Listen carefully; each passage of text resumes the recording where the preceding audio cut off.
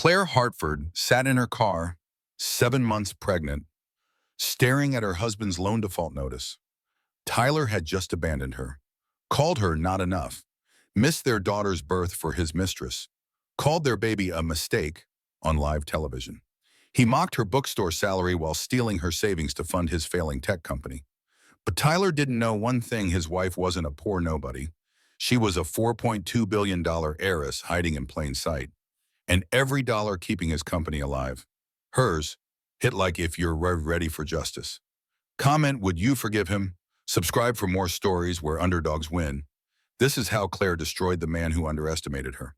The rain hammered against the windshield like 1,000 tiny fists demanding entry.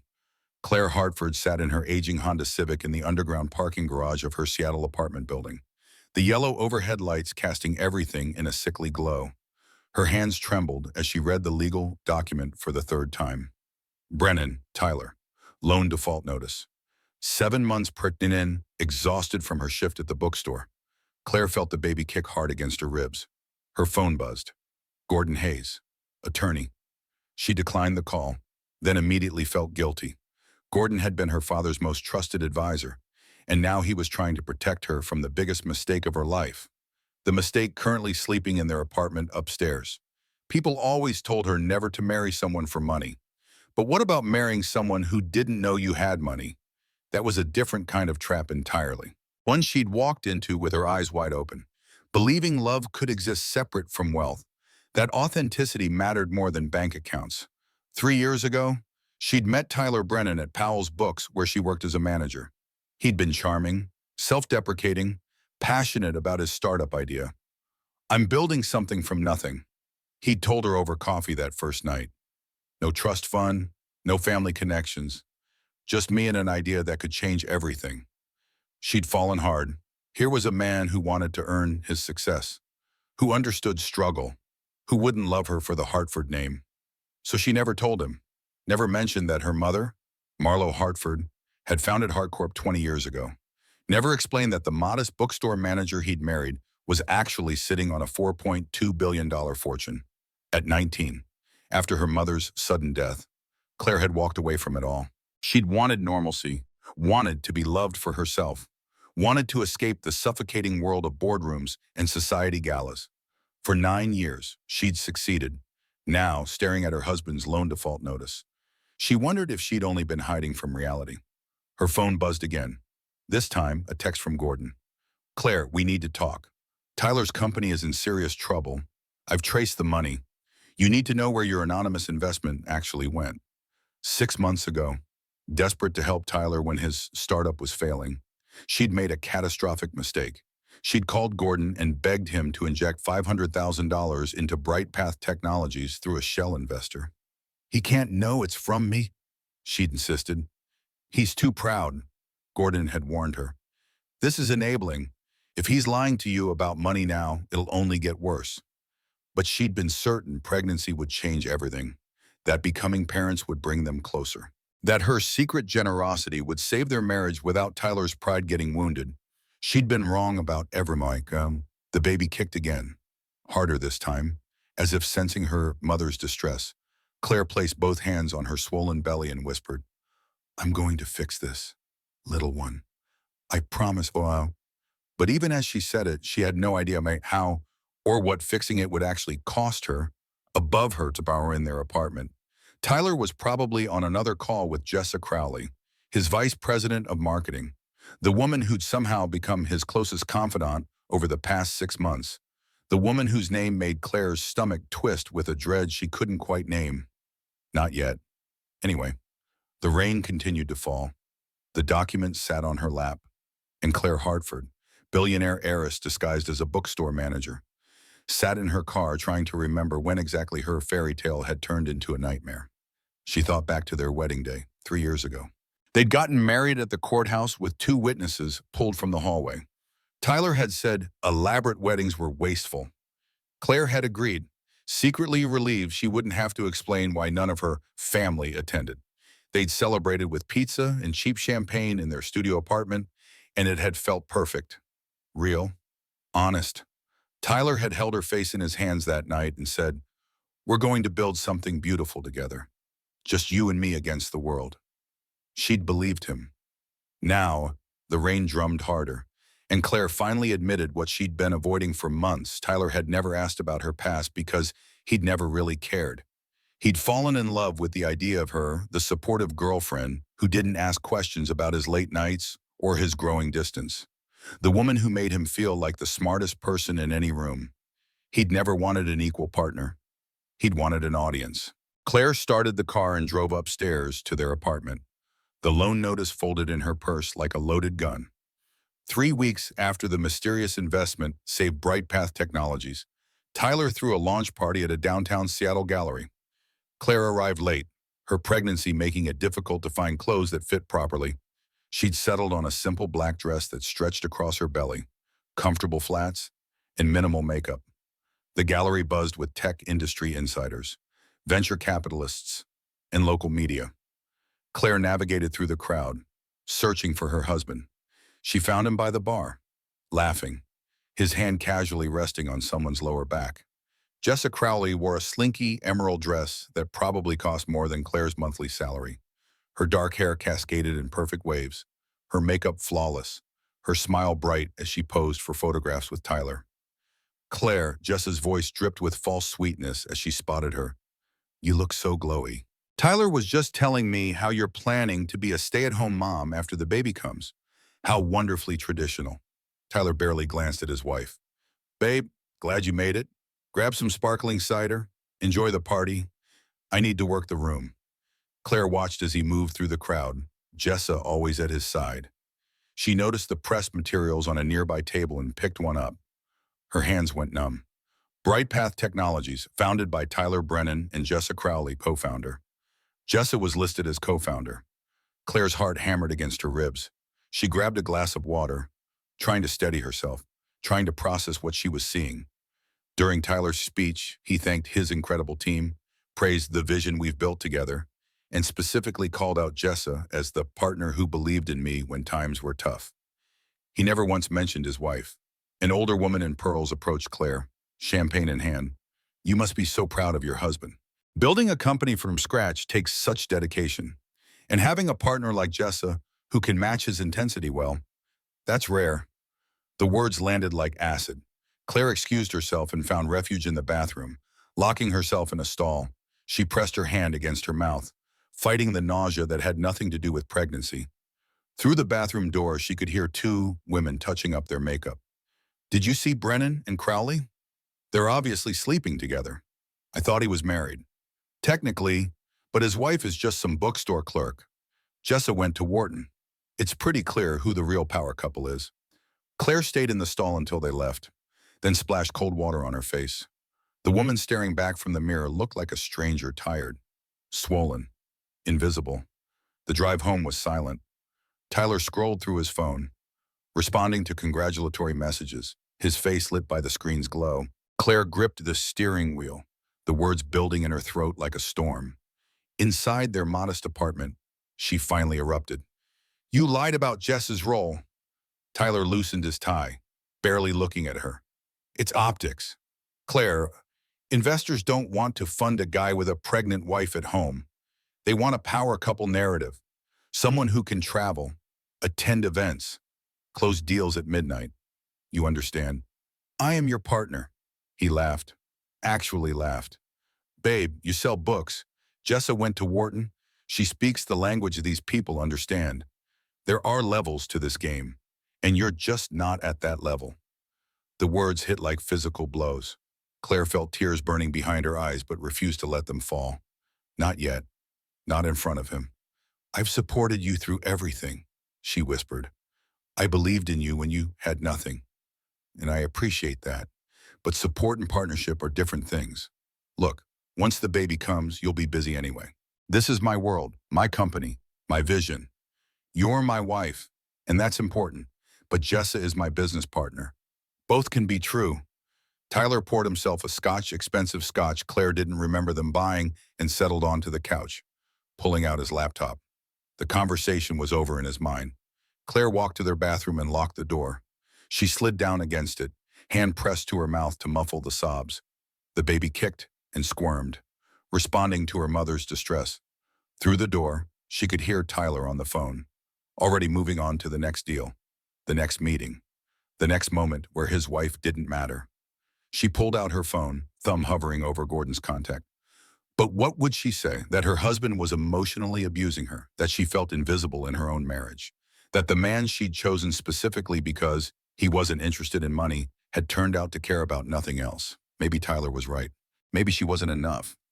Maybe hiding her identity had been a mistake, not because it was dishonest, but because it meant marrying someone who only valued what you could do for his image. Claire put the phone away. She wiped her tears. And when she emerged from the bathroom 20 minutes later, Tyler was already asleep, his back turned toward her side of the bed. She lay awake until dawn, feeling the baby move, wondering what kind of world she was bringing a child into, wondering if love had ever been real between them, or if she'd simply been auditioning for a role Tyler had already decided she couldn't play. In the morning, Tyler left early without saying goodbye. Claire found a note on the kitchen counter. Breakfast meeting with Paige Sutton. Don't wait up tonight, investor dinner runs late. She crumpled the note and threw it away, then stood at the window watching Seattle wake up around her. Somewhere in this city, people were building real partnerships. Somewhere, women were valued for more than their ability to stay small and quiet and convenient. But not in her apartment, not in her marriage, not anymore. 2 months later, at 3 in the morning, Claire's water broke. Tyler was in bed beside her, snoring softly. She shook him awake, trying to keep her voice calm despite the contractions already starting. Tyler, it's time. We need to go to the hospital. He bolted upright, momentarily disoriented, then grabbed his phone first, not her hospital bag. Okay, let me just check something quickly. Tyler, we need to leave now. 2 seconds. Those 2 seconds turned into 5 minutes as he scrolled through emails, then finally grabbed keys and helped her to the car. During the drive to Swedish Medical Center, his phone buzzed constantly. Claire gripped the door handle through contractions, breathing like they'd taught her in the prenatal classes Tyler had attended exactly twice. At the hospital, nurses got Claire settled into a delivery room. The contractions intensified. Tyler paced, phone pressed to his ear, his voice hushed but urgent. I understand, but this meeting could change everything, he was saying. Paige Sutton finally agreed to hear our revised pitch. If we can secure her fund, we're looking at 20 million minimum. Claire's doctor arrived, checked her progress, and smiled warmly. You're doing great, Claire. We're looking at probably 6 to 8 more hours. Dad, you might want to get comfortable. Tyler looked at his wife, then at his phone, then back at his wife. Something cold flickered across his face. Babe, I need to move the car. Parking is insane here. I'll be right back. Tyler, please don't. But he was already gone. 1 hour passed, then 2, then 5. Claire labored alone, save for the nurses who held her hand and murmured encouragement. The pain was excruciating. Waves of agony that made her scream until her throat was raw. But worse than the physical pain was the emotional devastation of realizing her husband wasn't coming back, that he'd chosen a pitch meeting over the birth of his child. A young nurse named Rachel stayed with her through the worst of it. You're so strong, Rachel kept saying. You're doing amazing, just a little more. Where is he? Claire gasped between contractions. Where's my husband? Rachel's face said everything. She'd seen this before. She knew exactly where he was. The pushing stage lasted 47 minutes. Claire screamed and cried and begged for it to be over. And finally, at 4:37 in the afternoon, Claire Hartford delivered a 6-pound, 12-ounce baby girl entirely without her husband present. She's perfect, Rachel whispered, placing the tiny squalling infant on Claire's chest. What's her name? Ruby. Claire managed through tears that were equal parts joy and devastation. Ruby Marlowe Hartford. Not Brennan. Hartford. Some part of her had already decided. Tyler finally appeared 6 hours after he'd left, reeking of expensive perfume that definitely wasn't his. There was a smudge of lipstick on his collar, hastily wiped but still visible under the hospital's fluorescent lights. His shirt was wrinkled, his hair disheveled in a way that suggested hands other than his own. Hey, he said casually, as if he'd only been gone minutes. Sorry, the pitch meeting ran long. Paige Sutton is very thorough, but I think we're close to closing the deal. This could be the thing that finally puts us on the map. He barely glanced at Ruby sleeping in the bassinet. Claire stared at her husband, this stranger wearing her husband's face, and felt something fundamental break inside her chest. Not her heart that had been cracking for months. This was deeper. This was the foundational belief that people could change, that love mattered, that she'd been right to hide her wealth and marry for authentic connection. "You missed your daughter's birth for a meeting," she said quietly. "I'm building her future," Tyler replied, scrolling through his phone. "Someone has to think long-term here. Besides, women have been having babies forever. You had nurses. You didn't need me." The casual cruelty took Claire's breath away. Rachel, checking Claire's IV, audibly gasped. "Sir," Rachel said firmly, "your wife just went through one of the most painful experiences a human can endure. Alone. Maybe put the phone down." Tyler looked at the nurse with disdain. "I don't need parenting advice from Get Out." Claire said, what? Get out of this room now." Tyler's face reddened. "You're being emotional. Hormones. I'll come back when you're more rational." He grabbed his briefcase and left without another word, without holding his daughter, without even asking if Claire was okay. Rachel pulled up a chair beside Claire's bed. "Honey, I'm going to tell you something, and I want you to hear me. I've been a labor and delivery nurse for 23 years. I've seen thousands of births, and I've seen this pattern before. Men who miss the birth, who show up smelling like someone else, who can't put their phones down even for one moment. It doesn't get better. It gets worse." Claire looked down at Ruby, so tiny and perfect, completely innocent of the broken family she'd been born into. "I know," Claire whispered. "I've known for months. I just kept hoping." "Hope is beautiful," Rachel said gently. "But it can't fix someone who doesn't want to be fixed. You deserve better. This baby deserves better." After Rachel left, Claire sat alone in the hospital room, holding Ruby against her chest, both of them crying softly. Through the window, she could see the Seattle skyline sparkling in the distance. Somewhere in one of those buildings, Tyler was probably with Jessa, celebrating the pitch meeting, maybe celebrating his escape from fatherhood. And here, in this sterile room, Claire made a promise. "You'll never know a father's love," she whispered to Ruby. "And that's his loss, not yours, because you have me, Atesh, and I will never abandon you. I will never choose anything over you. I will never make you feel like you're not enough." Ruby made a small sound, her tiny fingers wrapping around Claire's thumb.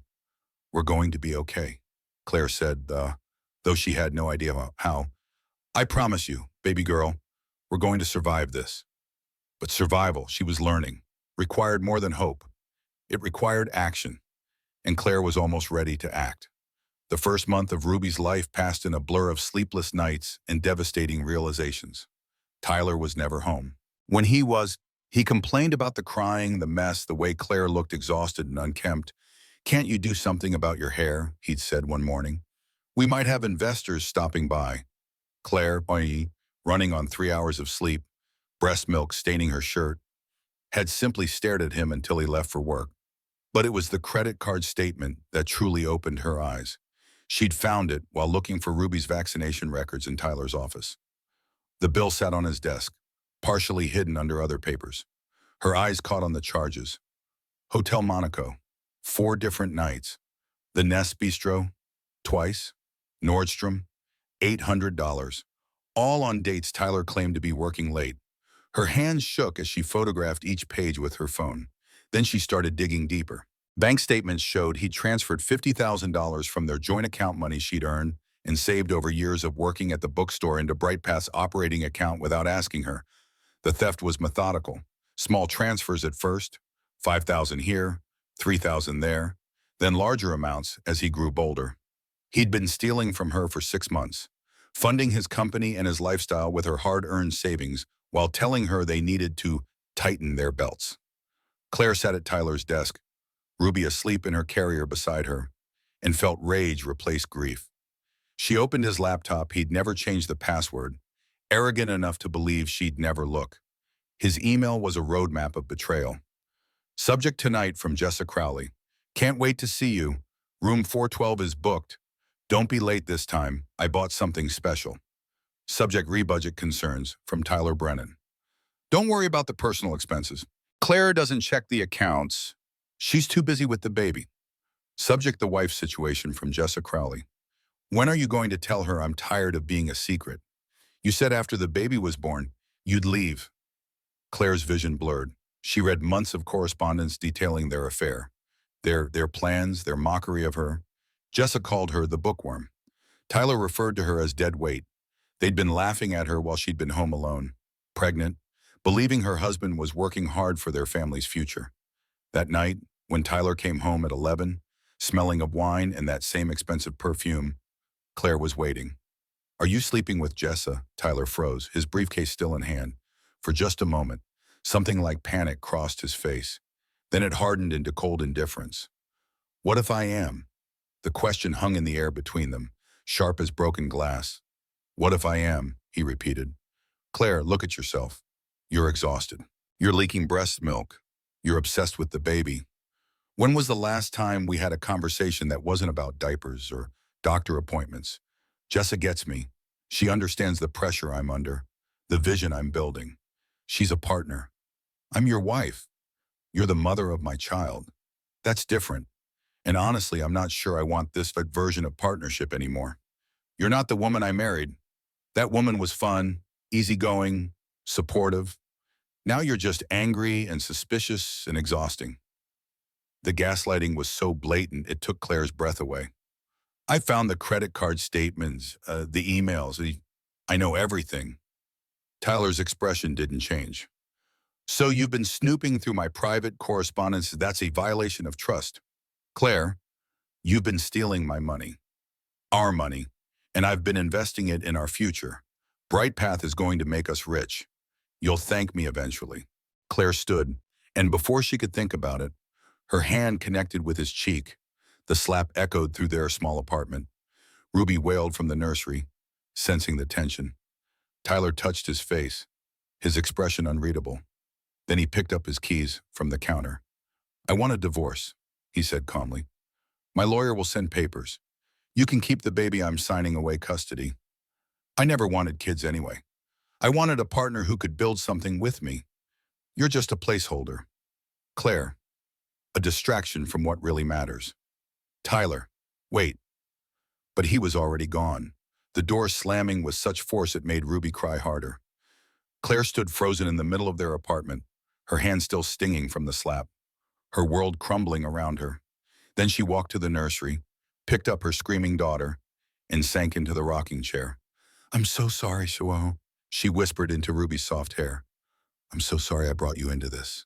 But I promise you, baby girl, I promise we're going to survive this.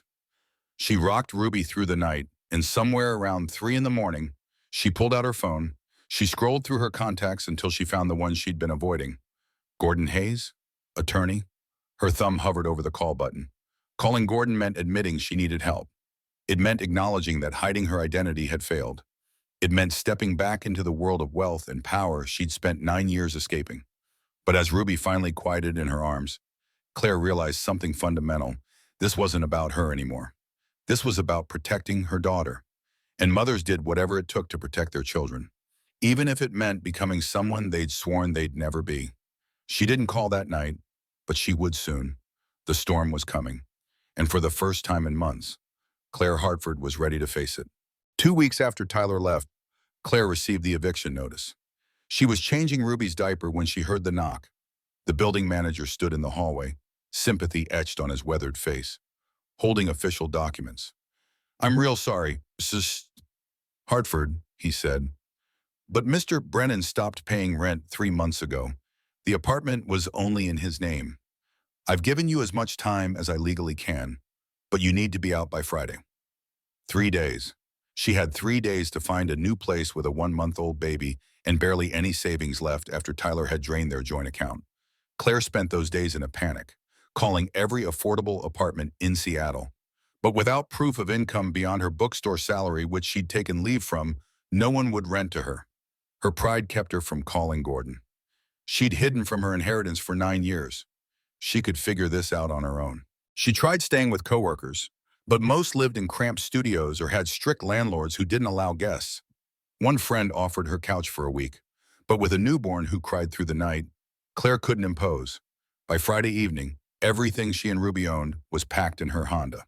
She drove to a Walmart parking lot in Renton and parked under a flickering light pole. It was 40 degrees outside. She'd wrapped Ruby in 3 blankets and held her against her chest, trying to share body heat. Ruby cried on and off through the night. So did Claire. Have you ever felt so alone that the silence becomes its own kind of violence? That's what that night felt like. Every time a car passed, Claire wondered if it was security coming to make her move. Every time Ruby whimpered, Claire felt like the worst mother in the world. This wasn't the life she'd imagined. This wasn't what she'd promised her daughter. Around midnight, a security guard knocked on her window. Claire's heart stopped, certain they were going to be kicked out. But the guard, an older black woman with kind eyes, looked at Ruby and sighed. You can't stay here overnight, honey. It's not safe. But there's a women's shelter about 3 miles east. They take mothers with infants. You need to go there. I'm not homeless, Claire said automatically, the shame burning her throat. I'm just between places. The guard's expression was gentle but firm. We're all between places sometimes, but that baby needs warmth and safety. Please go to the shelter. Claire drove to the address, but when she arrived and saw the line of women with hollow eyes and defeated shoulders, she couldn't make herself go inside. These women had real problems, real poverty. She was sitting on billions of dollars.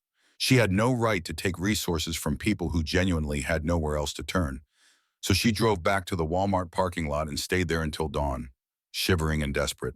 At 6 in the morning, Ruby wouldn't stop crying. She was hungry, cold, and Claire's milk wasn't coming in properly because of the stress. Claire tried everything: nursing, rocking, singing, but Ruby just screamed and screamed. Finally, hands shaking, Claire called Gordon. He answered on the first ring. Claire, thank God. I've been worried sick. I need help, she whispered, her voice breaking. Just a small apartment. Nothing else. I'll pay you back. I just need somewhere safe for Ruby. Claire, you don't need to pay me back. You have billions. Please, Gordon, just the apartment. That's all. I can't take charity. I just need a chance to get back on my feet. There was a long pause. Then Gordon's voice, gentle but firm. Claire, this isn't charity. This is your money, your inheritance. Your mother left it to you precisely for moments like this. Let me help you. Just the apartment, Claire insisted stubbornly. I'll get a job. I'll figure out the rest. Within hours, he'd arranged a modest 2-bedroom in Capitol Hill. Claire moved in that afternoon, holding Ruby the entire time, terrified that if she put her daughter down, everything would disappear. The apartment was furnished with basics: a bed, a crib, a small couch. Gordon had also stocked the fridge and left an envelope with $5,000 cash on the counter, along with a note: not charity, an advance on your inheritance. Pay me back whenever, G. That night, in their new Heir apartment, Claire sat on the floor and rocked Ruby to sleep. Through the window, she could see the Seattle skyline glittering with possibility and wealth and power. Somewhere out there, Tyler was probably with Jessa, celebrating his freedom. Somewhere out there, people were making deals and building empires and never sleeping in their cars with their babies. But here, hey, in this empty apartment, something was changing. The fear was still there, the grief still raw. But underneath it all, Claire felt something she hadn't felt in months. Anger. Pure, clarifying anger. And beneath the anger, something even more powerful: determination. Things are going to change. Ruby, she whispered. Mama's going to figure this out. And one day, your father is going to realize what he threw away. But by then, it'll be too late. She didn't know how yet, but she would. The prey was becoming the predator. And Tyler Brennan had no idea what was coming for him. Claire got a job at Brew Haven, a coffee shop 3 blocks from her new apartment. The work was exhausting: early mornings, rude customers, minimum wage plus tips, but it gave her something Tyler hadn't control. Every latte she steamed, every smile she forced, every dollar she earned was hers. Ruby stayed with a neighbor, an elderly woman named Patricia, who charged $20 a day and genuinely seemed to love babies. It wasn't ideal, but it was what Claire could afford while maintaining her dignity and distance from the Hartford fortune. The first week was brutal. Claire's body was still recovering from childbirth. Her breasts leaked constantly, and she'd forgotten what a full night's sleep felt like. But every time she wanted to quit, she'd think about Tyler's face when he'd called Ruby a distraction. That memory fueled her through the longest shifts. Drew Callahan became a regular during her third week. He'd wander in around 10 at night, order a black coffee, and work on his laptop in the corner booth. He had the rumpled look of someone who'd forgotten to sleep. Sandy hair perpetually mussed, glasses sliding down his nose. "Rough night?" Claire asked one evening, noticing his third refill. "Deadline, so he replied, smiling tiredly. "I'm a journalist, currently investigating tech startup fraud for Seattle Times. The more I dig, the worse it gets." Something in Claire's chest tightened. Tech startup fraud. Yeah, these companies inflate their value, lie to investors, cook their books. It's everywhere, but proving it is the hard part. Most of these guys are too smart to leave obvious trails. He gestured to her name tag. "Claire, right? What's your story? You seem too sharp to be stuck slinging coffee at midnight." "Just a woman trying to rebuild," she said carefully. "Aren't we all?" Over the following weeks, they developed an easy friendship. Drew would show up. Claire would bring him coffee without asking, and they'd chat during slow periods. He made her laugh for the first time in months. He listened when she talked about Ruby without his eyes glazing over. He was kind in a way that felt genuine, not performed. One night, he showed her an article he was working on. "This company, Bright Path Technologies, something's off about their funding. The numbers don't add up, but I can't quite crack it." Claire's blood went cold. She forced her face to remain neutral. "What do you mean? They claim to be profitable, but their spending patterns suggest otherwise. And their co-founder, this Jessa Crowley, she's been moving money between accounts in ways that look suspicious. I'm trying to get bank records, but it takes time. Maybe they're just bad at accounting." Drew shook his head. "Bad accounting is random. This is deliberate. Someone's hiding something from. I've seen this pattern before: startups that look successful on paper but are actually bleeding money. They keep it afloat through aggressive fundraising and creative accounting until it all collapses. What happens when it collapses? Investors lose millions, employees lose jobs, and the founders usually they walk away with golden parachutes while everyone else suffers." Drew's jaw tightened. "That's why I do this work. Someone has to hold these people accountable." Claire went home that night and, for the first time in months, pulled out her laptop. She'd been avoiding anything related to her inheritance. But Drew's words echoed in her head. She logged into the secure portal Gordon had set up years ago, the one that gave her access to HeartCorp's complete financial network. What she found made her hands shake. Paige Sutton, the venture capitalist funding Tyler's bombing, worked for Redwood Capital. Redwood Capital was owned by Hartford Holdings. Hartford Holdings was a subsidiary of HeartCorp. She'd been funding Tyler's company.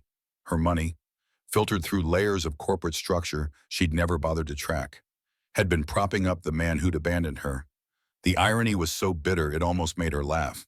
Tyler had spent 3 years mocking her poverty, dismissing her contributions, treating her like dead weight, and the entire time, he'd been surviving on her wealth without knowing it. Claire dug deeper. Following the money trails Gordon had taught her to read years ago, Brightpath had received $2.3 million in total funding from Redwood Capital over 18 months.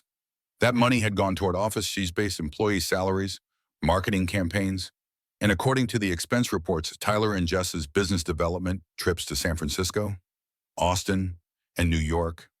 She found receipts for 5-star hotels, $300 dinners, first-class flights. Tyler had been living like a king on her money while she'd been clipping coupons and wearing secondhand maternity clothes. Claire closed the laptop and stared at the wall. For the first time since Tyler had left, she felt something close to power. Not the helpless fury that had consumed her in the Walmart parking lot, not the desperate survival mode of the past months. This was different. This was clarity. She could end him. With one phone call to Gordon, she could pull all the funding, collapse his company, destroy everything he'd built. She had that power. She'd always had it, but something held her back. Revenge wasn't enough. She didn't just want Tyler to fail. She wanted him to know who'd beaten him. She wanted him to look her in the eyes and realize the woman he'd discarded was the reason for his downfall. She wanted justice, public, undeniable justice. Claire picked up her phone and called Gordon. "I'm ready," she said. "Tell me everything about BrightPath Technologies, and then tell me exactly how to destroy it." Over the next 6 weeks, Claire Hartford stopped running from who she was. Gordon came to her apartment with boxes of files, and they spread them across her floor while Ruby slept. He explained the corporate structure, the money flows, the ways Tyler's company was hemorrhaging Ashram while maintaining a false front of success. "He's 3 months from bankruptcy," Gordon said, adjusting his reading glasses. "The only thing keeping him afloat is the Redwood investment, which ultimately comes from you. If we pull that funding, pull it," Claire said, "make it look like a market correction. Natural attrition. I don't want anyone knowing it was me yet." "Claire, are you sure this will destroy him?" She thought about Ruby crying in the car, about Tyler's lipstick-stained collar, about being called a distraction, about the credit card statements and the casual cruelty, about sleeping in a Walmart parking lot with a newborn baby while her husband celebrated with his mistress. "I'm sure, Gordon made the calls. Within a week, Redwood Capital announced it was reallocating resources toward more established ventures. The statement was corporate speak for pulling the plug. BrightPath Technologies lost its primary funding source overnight. Tyler's panicked LinkedIn post appeared 2 days later. "Grateful for all the support we've received. BrightPath is entering an exciting new phase of lean operations and strategic growth." Translation: "We're broke and desperate." But Claire wasn't done. She had Gordon hire a forensic accountant who discovered what Drew had suspected. Jessa Crowley had been embezzling company funds for months. Small amounts at first, then increasingly bold transfers to personal accounts. She'd stolen nearly $400,000 money she'd used for designer clothes, luxury vacations, and a BMW she'd bought with cash. The forensic accountant found something else too Tyler had known. Email chains showed Jessa had told him about the transfers, framing them as deferred compensation for her unpaid overtime. Tyler had approved it, probably because he'd been benefiting too. They'd been partners in crime as well as bed. It was textbook fraud, and it was all documented. Claire anonymously tipped the Securities and Exchange Commission, sending them a detailed dossier that would have made any prosecutor weep with joy. The case was airtight. Meanwhile, Gordon arranged for a white-hat hacker, someone who did ethical security testing, to probe BrightPath's app. The results were devastating. The code was sloppy, full of vulnerabilities, potentially liable to massive data breaches. User passwords were stored in plain text. Financial transactions had minimal encryption. It was a hacker's paradise. The ethical hacker published his findings on TechCrunch, and within days, BrightPath's remaining users started deleting their accounts. The app's rating plummeted from 4 stars to 1.2. Claire watched it all unfold from her coffee shop counter, steam from the espresso machine clouding her vision. Drew sitting in his usual booth working on his article about startup fraud. He had no idea the woman pouring his coffee was orchestrating the biggest tech scandal Seattle had seen in years. Her phone buzzed. Tyler's name appeared on the screen for the first time in months. "I need help." His text read, "I made mistakes. Can we talk?" Claire stared at the message for a long time. She thought about who she'd been 6 months ago, desperate for his love, willing to hide her wealth, convinced she could save him through quiet support. That woman was gone. She typed back, "You called our daughter a mistake on national television. Lose my number." Then she blocked him. That night, Gordon called with news. Jessa Crowley was arrested this morning. Federal charges: wire fraud, embezzlement, and money laundering. She's already trying to cut a deal, which means she'll probably testify against Tyler for his role in the fraud. His role? He knew Claire. Maybe not at first, but he knew. The forensic accountant found emails. Tyler was aware of the embezzlement by month 2. He did nothing because Jessa was using the money to fund their lifestyle, the hotels, the trips, the expensive dinners. He benefited from the stolen funds, which makes him legally complicit. Claire closed her eyes. Some small, naive part of her had hoped Tyler was just foolish, not criminal. That hope died quietly. "There's something else," Gordon continued. "The HeartCorp annual summit is in 2 weeks. The board wants you to speak. They want to introduce you publicly as Marlo Hartford's daughter and the company's majority shareholder. It's time, Claire. You can't hide forever." "Where's the summit being held?" "Seattle Convention Center. 2,000 attendees. Every major tech player in the Pacific Northwest. Why? Claire smiled for the first time in days. Because Tyler will be there? He always crashes industry events when he's desperate for funding. I've seen the posts on LinkedIn. He's been trying to network his way out of bankruptcy. Claire, what are you planning? Justice, Gordon. I'm planning justice. And I want Tyler to watch me take everything he thought he'd built and reveal it for the house of cards it always was. Are you sure you're ready for once you go public? There's no going back. You'll be Claire Hartford, billionaire heiress, not Claire the coffee shop worker. Your life will change completely. Claire looked at Ruby, sleeping peacefully in her crib, one tiny fist curled against her cheek. My life already changed, she said quietly. The moment I became Ruby's mother, nothing else mattered except protecting her and showing her what strength looks like. She deserves a mother who doesn't hide. Set it up, Gordon. It's time the world met the real Claire Hartford. After hanging up, Claire walked to her window and looked out at the Seattle skyline. Somewhere in one of those buildings, Tyler was probably panicking, making desperate calls, trying to save himself. He had no idea the storm that was coming. And when it hit, he wouldn't just lose his company. He'd lose everything. Before the HeartCorp Summit, there was the Seattle Tech Awards, an annual celebration of the region's most promising companies. BrightPath Technologies had been nominated for Startup of the Year back when they still had funding and a future, and Tyler was still planning to attend, clinging to relevance like a drowning man clutching debris. Claire heard about it from Drew, who was covering the event for Seattle Times. Your ex is going to be there, Drew had mentioned casually during his coffee run. Saw him on the guest list. He's bringing Jessa Crowley as his date, even though she's literally under federal investigation. The audacity is almost impressive. She's out on bail. For now, her lawyer got her released pending trial. But showing up at a public event when you're facing fraud charges, Drew whistled. That's either incredibly brave or incredibly stupid.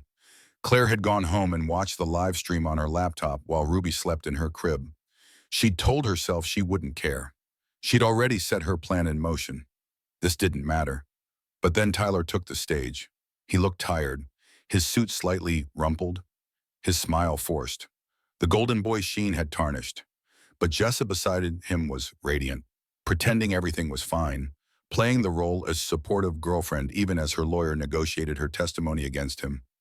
I want to thank everyone who believed in BrightPath, Tyler said into the microphone, his voice straining to sound confident. This journey hasn't been easy. There have been setbacks, challenges, moments when I questioned everything. We've lost some funding, yes. We've faced some scrutiny. But through it all, one person stood by me. My real partner, my co-founder. The woman who believed in the vision when others couldn't. He turned to Jessa, and Claire watched with a kind of detached horror as he dropped to one knee. The crowd gasped. Camera phones lifted. The room held its collective breath. Jessa Crowley, you're the woman who gets me, who understands what it takes to build something from nothing. You've been my rock through everything. Will you marry me? Jessa's face cycled through emotions: surprise, calculation, then performative joy. She covered her mouth, fake tears streaming down her face, and screamed, yes. They kissed. The crowd erupted in applause, though Claire noticed several people exchanging skeptical glances. A woman under federal indictment accepting a proposal at a tech industry event was either romantic or deeply delusional. A reporter's voice cut through the celebration. Tyler, what about your ex-wife and daughter? Tyler's smile didn't waver, but something cold flashed in his eyes. That was a mistake. A distraction from what really matters. I'm focused on the future now, not the past. Building BrightPath requires sacrifice, and unfortunately, that relationship was holding me back. But I'm grateful for the experience. It taught me what I really need in a partner. So your daughter is a mistake. I didn't say that. Tyler backpedaled. But the damage was done. I'm saying that chapter of my life is closed. I'm moving forward with someone who matches my ambition and vision. Claire turned off the laptop. She sat in the dark of her apartment, Ruby's soft breathing the only sound. For several minutes, she felt nothing. The shock had numbed her so completely that she couldn't process the words. Then everything hit at once: the rage, the grief, the absolute disbelief that this was the man she'd married. He'd called Ruby a mistake. Not directly, but clearly enough that every person watching understood, on camera, in front of hundreds of people, their daughter. The tiny, perfect human sleeping peacefully in the next room, a mistake. Claire walked to Ruby's crib and looked down at her daughter's face, peaceful in sleep. Her tiny chest rose and fell with each breath, her impossible long eyelashes resting on plump cheeks, her miniature fingers curled into fists. "You are not a mistake," Claire whispered fiercely. "You are the best thing that ever happened to me, and your father just made the biggest mistake of his pathetic life." In that moment, something crystallized. This wasn't about revenge anymore. This was about justice, about ensuring Ruby grew up in a world where men like Tyler Brennan faced consequences for their cruelty, about teaching her daughter that strength wasn't quiet endurance, it was standing up and fighting back. Claire picked up her phone and called Gordon. Even though it was nearly midnight, he answered immediately. "Claire, what's wrong?" "Move up the summit announcements," she said, her voice steady as steel. "I want to do it this week. And Gordon, I want Tyler in the room when it happens. Can you make sure he gets an invitation?" "Claire, are you certain? Once you do this, there's no going back to anonymity. Your face will be everywhere. Your life will become public property." Claire looked at her daughter. "I've been anonymous for 9 years. Ruby deserves a mother who doesn't hide, a mother who shows her that power isn't something to fear or apologize for." "Set it up. What about Jessa? Should we invite her too?" "No," Claire said. "Let her watch it on the news from her lawyer's office. But Tyler, I want him front and center. I want to see his face when he realizes who I am, who I've always been, and what he threw away." After she hung up, Claire didn't sleep. She spent the night preparing.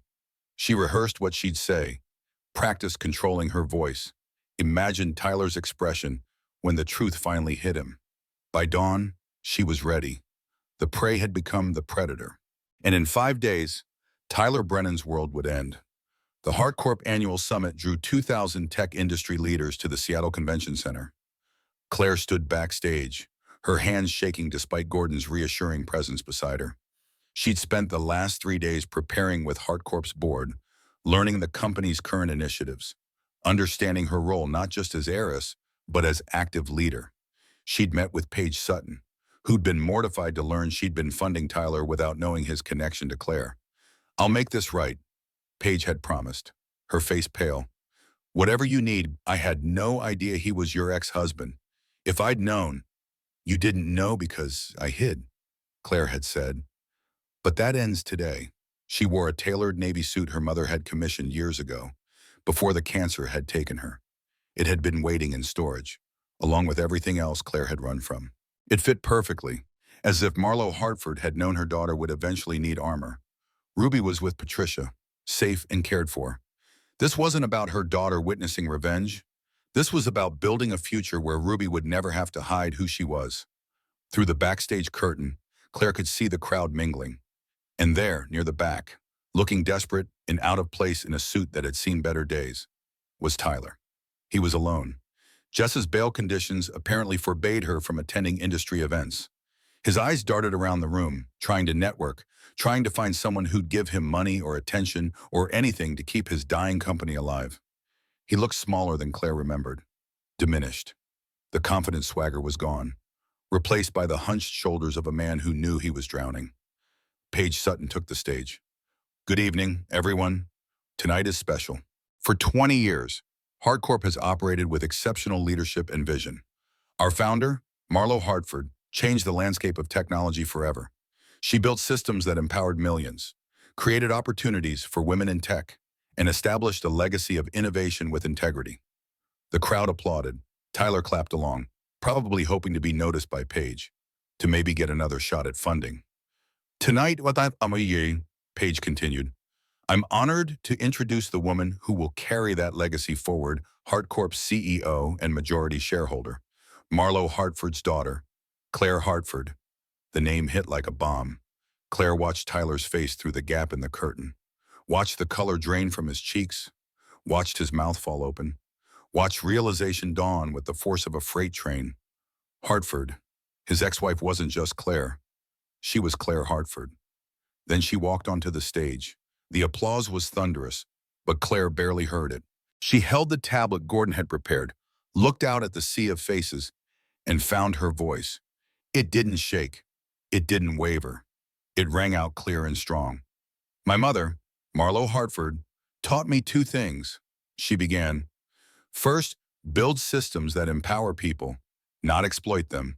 Second, never let anyone underestimate you because of your kindness. For 9 years, I hid from this legacy. I wanted to be loved for who I was, not what I had. I wanted authentic connection, real partnership. So I worked in a bookstore, lived in a modest apartment, and I married someone I thought valued authenticity over wealth. She paused, letting the words sink in. I was wrong. She clicked the remote. A slide appeared behind her, Bright Path Technologies, a case study in corporate fraud. Tyler tried to move toward the exits. Security, positioned there on Gordon's orders, stepped in front of the doors. Every exit was blocked. This company, Claire continued, her voice growing stronger, founded by Tyler Brennan, has been under federal investigation for 8 weeks. Evidence shows embezzlement by co-founder Jessa Crowley with Tyler's knowledge and approval. Investor fraud, intellectual property theft, a pattern of deliberate deception that has cost good people their money and their trust. Another slide appeared, a complex flow chart showing how HeartCorp's subsidiary investments had flowed into BrightPath. Gasps rippled through the crowd.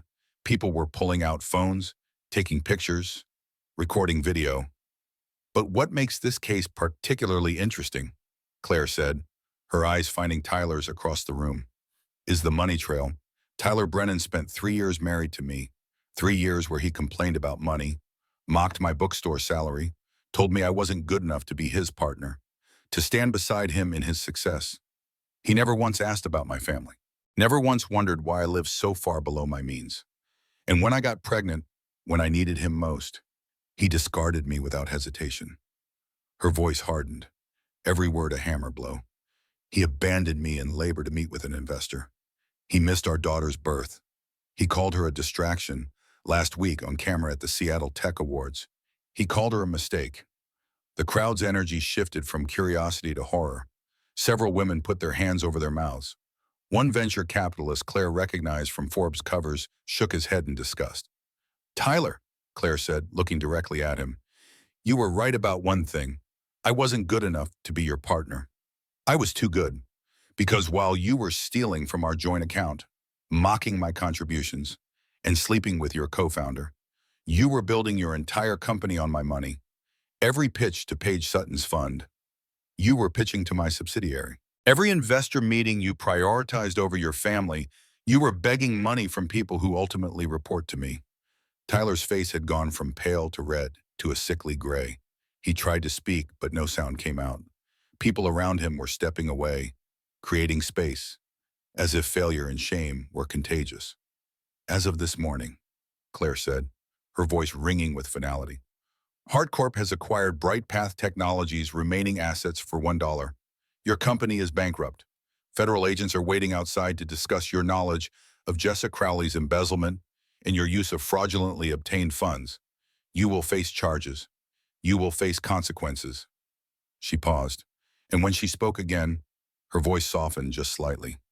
And our daughter, Ruby Marlowe Hartford, is the heir to a $4.2 billion empire. She will never doubt her worth. She will never accept being called a mistake. She will never settle for a partner who makes her feel small, because she'll have me as an example. Get home, and I will never hide again. The room erupted. Some people applauded. Others simply stared in shock. Cameras flashed as federal agents entered from the back, moving toward Tyler with badges raised. Tyler tried to run. He actually tried to push past the security guards, but there were too many, and he was one man against a wall of trained professionals. They caught him easily, and as they pulled his arms behind his back, he finally found his voice. You bitch, he screamed across the convention center. You lied to me. You pretended to be poor. This is fraud. This is justice, Claire said calmly into the microphone. I never lied about who I was. I simply didn't advertise it. You assumed I was poor because I was kind. You assumed I was weak because I was gentle. You mistook my humility for helplessness. That's not fraud. Tyler, that's your failure of imagination. Security dragged him toward the exit. His last words before disappearing were incoherent, screaming, something about lawyers and lawsuits and unfairness. The crowd watched in stunned silence. Then, slowly, the applause began. It started with one person, then 10, then 100, until the entire convention center was on its feet, clapping not for drama or spectacle, but for accountability. Claire stepped away from the microphone and walked off stage, her legs shaking, her heart pounding so hard she thought it might burst through her chest. Gordon met her in the wings, tears streaming down his weathered face. "Marlo would be so proud," he whispered, pulling her into a hug. "She always said you had her strength. She always knew you'd come back when you were ready." Claire nodded, unable to speak, because mixed with the triumph was grief for the marriage she'd believed in, for the man she'd thought Tyler was, for the naive woman she'd been who thought hiding her wealth was the same as being authentic. But as she left the convention center through a back exit, avoiding the reporters and cameras congregating out front, she felt something else too. Freedom.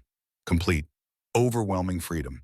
She'd lived in fear for so long, fear of being loved for her money, fear of losing Tyler, fear of failing as a mother. But now, standing in the cool Seattle evening air, she realized she'd been afraid of the wrong things. The only thing worth fearing was becoming small to make someone else comfortable. And Claire Hartford would never be small again. The Seattle skyline glittered outside Claire's corner office on the 42nd floor of Hartcorp Tower. Ruby, now 14 months old, sat in her playpen surrounded by wooden blocks, babbling happily to herself as she stacked them with surprising precision. On Claire's desk sat the latest Forbes magazine with her face on the cover, The Hidden Heiress Who Disrupted Tech. Drew Callahan's expose on Bright Path Technologies had won a regional journalism award and had been picked up by national outlets. The story had everything: fraud, betrayal, a secret billionaire, and justice served. It had become a cautionary tale taught in business schools: what happens when you underestimate the quiet woman in the corner. Tyler Brennan and Jessica Crowley had both been sentenced. Tyler got 4 years in federal prison for conspiracy to commit fraud and misuse of investor funds. Jessica got 3 years in exchange for her testimony, though her cooperation hadn't helped her reputation. Both were barred from serving as officers or directors of public companies for 10 years after their release. The court had granted Claire full custody. Not that Tyler had fought for it. His lawyer had actually advised him not to pursue parental rights, suggesting it would make him look worse to the jury. Tyler had agreed without hesitation. But Claire tried not to think about Tyler anymore. She'd spent too much of her life giving him power over her emotions. Instead, she focused on building. Hartcorp had launched 3 new initiatives under her leadership, all focused on supporting women entrepreneurs. The Hartford Foundation for Single Mothers provided grants and business mentorship to women trying to start companies while raising children alone. The Hartford Tech Pipeline partnered with community colleges to train women in coding and engineering, and the Hartford Legal Defense Fund helped women fighting workplace discrimination and fraud. She'd also established a partnership with bookstores across the Pacific Northwest, creating literacy programs in underserved communities. Every program was named after her mother Marlo's readers, Marlo's coders, Marlo's future, and she'd finally allowed herself to be seen.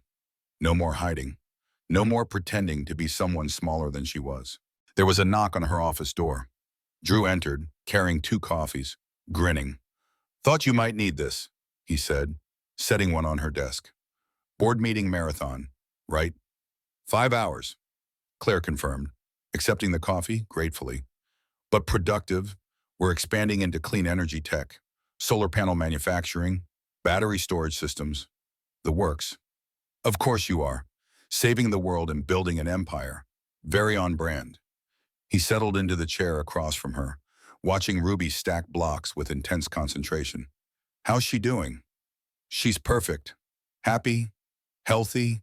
Her pediatrician says she's hitting all her developmental milestones early. Yesterday she said book. Her first word was book." Drew laughed. Like mother, like daughter. They fell into comfortable silence. Over the past months, Drew had become one of Claire's closest friends. He understood her in ways few people did: the weight of public scrutiny, the exhaustion of rebuilding identity, the complexity of moving forward while still processing trauma. Their relationship had remained platonic, though Claire sometimes caught Drew looking at her with something warmer than friendship. She wasn't ready for that. Maybe she never would be, but his presence in her life felt important. stabilizing, real. Ready for that interview? Drew asked, pulling out his phone. The world wants to know how Claire Hartford became a tech legend overnight. Hardly overnight. I've been learning this business my entire life. You know what I mean? The public perception. One day you're a mysterious heiress hiding in a bookstore. The next you're on magazine covers and running a $4 billion empire. That's a hell of a transformation. Claire looked at Ruby, who'd successfully stacked 5 blocks and was cheering for herself with adorable enthusiasm. Tell them, Claire said carefully, that I was always a legend. Some people just couldn't see it. And honestly, that was never my problem to fix. It was theirs. I wasted years trying to make myself smaller, more palatable, more acceptable to someone who was never going to appreciate me anyway. The transformation wasn't me becoming someone new. It was me finally becoming who I'd always been underneath. Drew nodded, typing notes into his phone. That's a great quote, but give me something more. What would you say to women going through what you went through? The ones who feel trapped, invisible, diminished by partners who should be lifting them up. Claire considered this, her coffee cooling in her hands. Ruby abandoned her blocks and toddled over, raising her arms to be picked up. Claire lifted her daughter onto her lap, breathing in the baby shampoo smell of her hair, feeling the solid weight of her against her chest. I'd tell them that hiding who you are never protects you from pain, she said quietly. I thought if I was small enough, humble enough, undemanding enough, Tyler would love me properly. But people who need you to be less aren't worthy partners. They're obstacles. Diminishing yourself doesn't inspire others to cherish you. It just teaches them you're willing to accept less. She paused, organizing her thoughts. And the moment you realize that the moment you choose yourself, choose your full power, choose to be exactly as big and bright and ambitious as you actually are, that's when your real life begins. Not your safe life, not your comfortable life, your real life, the one you were meant to live all along. Drew was quiet for a moment, his fingers still on his phone. Did you ever regret it, hiding your identity for so long? Every day, Claire admitted. I regret the years I wasted. I regret Ruby's father. I regret believing that love required me to be smaller. But I don't regret the lessons. Pain teaches us what joy never can. And now I know exactly who I am, what I want, and what I'll never tolerate again. And what about Tyler? Any final thoughts on him? Claire glanced at Ruby, who was playing with the buttons on her blazer, completely unconcerned with adult drama. Her daughter would grow up knowing her worth, never doubting it, never apologizing for taking up space. Tyler taught me what I don't want, Claire said slowly. What I won't accept. What my daughter will never accept from anyone. He thought discarding us would free him to chase success. Instead, it freed me to become who I always was underneath. So in a strange way, I'm grateful. Not for the pain, but for the clarity. He showed me exactly what I was worth when I stopped trying to convince him. Sometimes the universe gives us exactly what we need by taking away what we thought we wanted. That's the truth no one tells you about heartbreak. It feels like an ending, but really, it's permission to begin. After Drew left, Claire stood at the window with Ruby, looking out at the city. The afternoon sun painted the buildings in shades of gold, and somewhere down there, people were struggling like she had, sleeping in cars, feeling worthless, believing the lies cruel people told them about their value. She couldn't save them all, but she could build systems, create opportunities, and tell her story honestly so they knew transformation was possible. That power wasn't something to fear or apologize for. That taking up space wasn't selfish, it was necessary. Her phone buzzed with a message from Gordon. Board approved the Single Mother Scholarship Fund, $10 million annually. Also, the Hartford Women's Shelter is breaking ground next month. Your mother would be so incredibly proud of everything you've built. Claire smiled, kissing the top of Ruby's head. Did you hear that, baby girl? We're going to help a lot of mamas. Make sure they never have to sleep in parking lots. Make sure they know they're worth more than anyone's cruelty. Ruby grabbed Claire's face with both tiny hands and said, clear as day, Mama strong? Yeah, Claire whispered, her voice breaking with emotion. Mama's strong now, and so are you, and you'll never have to hide it. The Seattle sunset painted the sky in shades of gold and rose, Below, the city pulsed with ambition and possibility. And in her tower office, Claire Hartford held her daughter close and finally understood what her mother had tried to teach her all those years ago. Power wasn't something to run from or apologize for. It was a tool, a responsibility, a legacy. And in the right hands, in hands that had known weakness and chosen strength, in hands that had experienced cruelty and chosen kindness, anyway, power could rebuild not just one woman's life, but transform the world itself. Because that's what Claire intended to do with her mother's legacy. Not hoard it, not hide from it, but use it to ensure other women never had to make themselves small to survive. Ruby yawned and nestled deeper into Claire's arms, her eyes growing heavy. "Time for your nap, little love," Claire murmured, carrying her to the plush daycare area she'd built into her office suite. She settled Ruby into the crib, tucking her favorite blanket around her. As Ruby drifted to sleep, Claire returned to her desk. She had calls to make, initiatives to approve, a future to build, not just for herself, but for every woman who'd ever been told she was too much or not enough, for every mother who'd slept in her car because pride was easier than asking for help, for every person who'd hidden their light because someone else couldn't handle the brightness. The work was just beginning, and Claire Hartford was finally ready to shine.